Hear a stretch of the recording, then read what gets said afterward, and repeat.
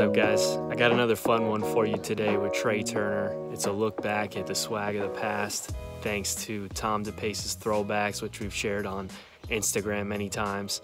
We're just looking at the style of former superstars and just getting what Trey thinks about it. I also, we get to some fan questions as well, so hope you guys enjoy it. I've got them all lined up. Okay, Bryce Harper, that's rookie year. I mean, that's maybe not as much of a throw. You know this guy. Yeah. So what actually tell me, like, what do you think about Bryce's style just in general? I love it because he does something new every year. I mean, he's a creative guy, and he thinks about stuff that I've never heard anybody think about. You know, that glove he made last year, the white one with it's one of the best gloves I've ever seen, and something I never would have thought of. So I give him credit. You know, every year he comes up with something new, and it's awesome. So hopefully this year he's got some more heat once he gets on the team. That was one of the coolest stories for me, was that it was actually designed by a fan. Like, well, what was it? I didn't know that. It was designed by this guy, Supreme Gloves, on Instagram, and he has kind of made a name for himself, like with that Yeezy pattern. Yeah. And so I guess Bryce like hit him up in his direct messages, and they connected on it. I thought it was such a cool thing. He every year, I mean, I think he has his logo on one of the webs. He makes some really cool stuff. He's got some good bats in there too. So we'll see. Robin Yount. I mean, is this before your time? I don't know. Way before my time, but those pants are a little short. Those pants are a little short for me, but I feel like that's coming back. You know, people are starting to go a little bit tighter pants as opposed to the baggy. So who knows? I might be wearing that one day. That's a little much. That's a little much. I don't know if I need that much leg. That's a little too much. Okay, we're moving on to Ichiro. How about Ichiro? I never noticed. I guess I never paid attention to kid, but I like that look. They wore high tops with that elastic down the bottom, and we talked about earlier. Letting your shoes do the talking. I feel like those are definitely talking right there. Those are sweet. I like that. Did you? I mean, was Ichiro one of your kind of favorites growing up, or? For sure. I think for a guy like me, I think that's as good as you can get right there. A guy that can get 3,000 hits in a very short amount of time, and also be a little dangerous at the same time. Hit the ball at the ballpark, hit 20 homers, but just an on-base machine, and it's something I would love if I had his career. You take that. I'd take that. You take that. 4,000 hits across 2 continents. That's pretty good. Deion Sanders. Prime talk time. About swag. That's swag there.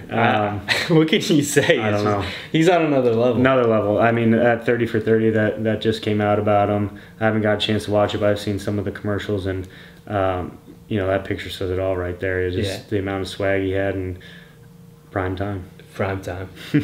All right, let's see. Okay, we got Luis Gonzalez. I mean, at least his pants fit. I like those white cleats. I like the white cleats a lot. Yeah, the flap overs. I mean, I don't know if I'd ever wear the flap overs, but maybe these pictures. Come back to. Tanner Roark has worn them in the past. And he's the only guy that I've seen wear them lately. But that uniform right there is pretty sweet. The throwback uniform. That is very cool. All right, Bartolo. This is Bartolo before Bartolo, before Big Sexy. He's looking good. Yeah, he's looking fit. Little stirrups right there. He's looking fit. I like it. No, it's I like those are actually really similar to what Tanner wears. He wears something pretty close to that. I wear Nike with the flap over. The old school Cooperstowns, I think is what they were. There you go. All right, we'll do a couple more. Benito Santiago. This might even be before you. This is like, when were you born? 93. 93. Okay, so this is probably even before then. How about the Marlins unis? Yeah, I'm hoping they bring those back. They should bring them back. I really think they should. The pinstripes with the teal. I think it's. I grew up a Marlins fan. I'm from down there. So. Oh really? Yeah. So I went to the 03 World Series and did all that, and so that's the uniform I grew up with. I'm a Yankee fan, so that was. Sorry about that. That's rough. What games did you go to? All the ones in Miami. So I went to the Giants, the Cubs, and then also, or not Miami, I guess it's not in Miami now, but Giants, Cubs, and then I went to all 3 games down here. Did they clinch down here? No, game 6, I think, in New York, but still won. So Beckett. Yeah. So Beckett, Pavano. Penny. Oh, Pavano? I think Pavano was there. Maybe Dontrell Willis. That was some AJ team. Burnett. AJ Burnett. There was quite a bit. That was a good team. It was very good. Frank Thomas. what are those Nike cleats need to come back right there. Yeah, those are nice. Those are sweet. I mean, I think he went to Reebok a little later. I was gonna say they look kind of like a Reebok, but I like them. I mean, that guy's huge. Yeah. Frank Thomas. All right, last one. Who is this? Miggy. Still playing. I love it. Oh, those were some of my favorite batting gloves when I was a kid. Those Nikes right there. I remember my buddy had a pair, and I wanted one so bad because I thought they were the coolest thing in the world. Those are some of my favorite batting gloves. If you had what pros were back then, you may have found them. All right, that was a good little set. I really like that. I think that's gonna be fun. Okay, so what else do we got? We had maybe a couple questions from the fans. This is a good one. End loaded or balanced bat? For me, I'm a big balance guy because I feel like when I have an end loaded bat, I try to do too much. I try too hard, and I'm trying. At the plate, I'm trying to be as smooth and as fluid as possible. I'm trying to be in sync. So I think the balance bat gives me the best opportunity to do that, each and every day. Right. I don't know. Sometimes I just feel like when I pick up an end loaded, it just doesn't feel good to me. So I always go cupped. I like the cup, so it doesn't get that big end loaded. And something I've stuck with for basically my whole career. Why'd you pick Adidas? I thought they were really fun. I wore them at NC State. They seemed very interested, and to me that's something big.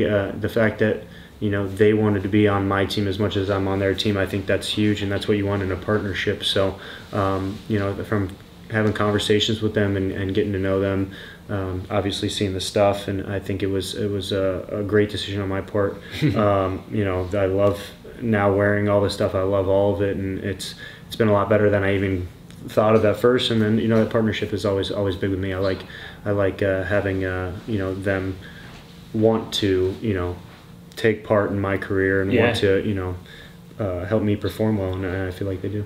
Last one from the fans here. How many different Rawlings models did you try before you settled on the NP? To be honest, I don't know. I would say quite a few.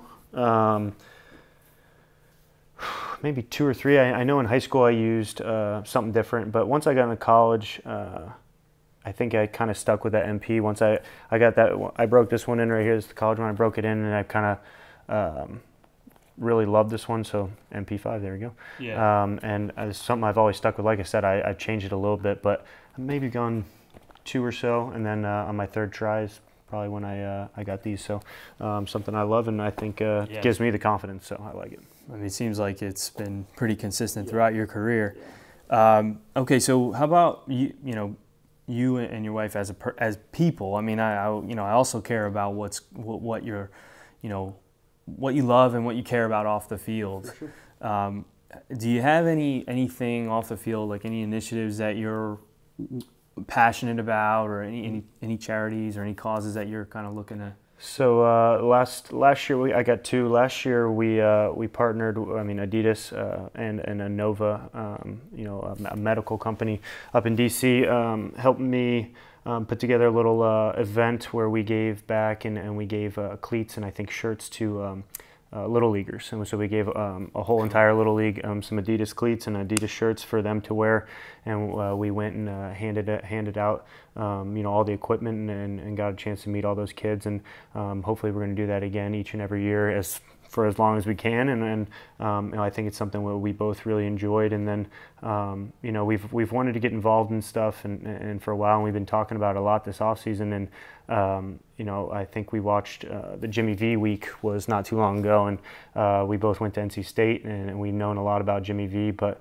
getting a chance to really learn his story and learn how he's given back. I think we are going to try to figure out something that we can do in that space, and maybe raise money in some sort of way to give back to them and partner with them. So we might have something coming up this year that we haven't locked down yet, but try to partner with them a little bit and get a chance to work with them, and we're kind of working with my agency right now and talking with them, and hopefully we can keep growing and keep giving back and doing different things. But we definitely enjoy working with kids and trying to give back in that area. And I know I was there at one point, so anytime you can work with kids, I think it's always fun. Yeah, that's awesome.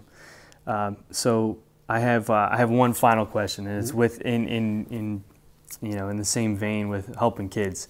I have a friend of mine. He's a teacher. He's a Sunday school teacher. He's a coach. He's an old teammate of mine, and he deals with 250 kids a year. He sees a lot of what they're going through, and one of the things that they're going through right now is the fake life of social media that is like everyone projects this perfect life, and I just feel like it would be cool to hear from you maybe a story where it wasn't perfect, like you had a moment of self-doubt. Like kids nowadays, they hit a roadblock and like they think, well, every successful person has had a perfect life. No one has had any resistance in their life. So what would you say to them? Like what's a moment in your life where you were maybe a little doubtful and that you had to kind of overcome it? I mean, I think you can look at no matter how big or small. I mean, I got cut from plenty of teams when I was a little kid that I wanted to make, and I was playing baseball and try out for a team, and they don't pick you. And they cut you. Oh yeah, high school I got cut from a team that twice I think I tried making, and then third time freshman year cut, sophomore year cut, finally junior year of high school I made them. So I mean stuff like that where and some people have way more serious problems, and I've been lucky to not hit too many speed bumps along the way, but you definitely go through those ruts, and like you said, it's not perfect. But if you're happy, you're happy, and that's one thing that I focus on. I try to do stuff that makes me happy and makes the people around me happy, and if you focus on that, whatever's on Instagram, whatever's on Twitter, it doesn't matter. It doesn't matter as long as you and the people around you are happy. That's who know you the best. That who is with you each and every day when you hit a rough patch. That's who's going to be there. So I would just say focus on friends and family, and focus on making yourself happy, and whatever that is. It could be playing baseball, it could be playing other sports, video games. Doesn't matter. Just do whatever makes you happy, and don't listen to all that stuff, because a lot of these people on social media, they're showing you what they want to. They're not showing you everything, and that's the hard part, and that's what kids are going through. And yeah. I mean, I went through a little bit, but even these kids are going through it at a much younger age, 8, 9 years old now, and maybe I dealt with it in maybe high school or college, but it's starting even younger. So it's not all real, and you gotta decide for yourself what you believe and what makes you happy, and I think you stick with it.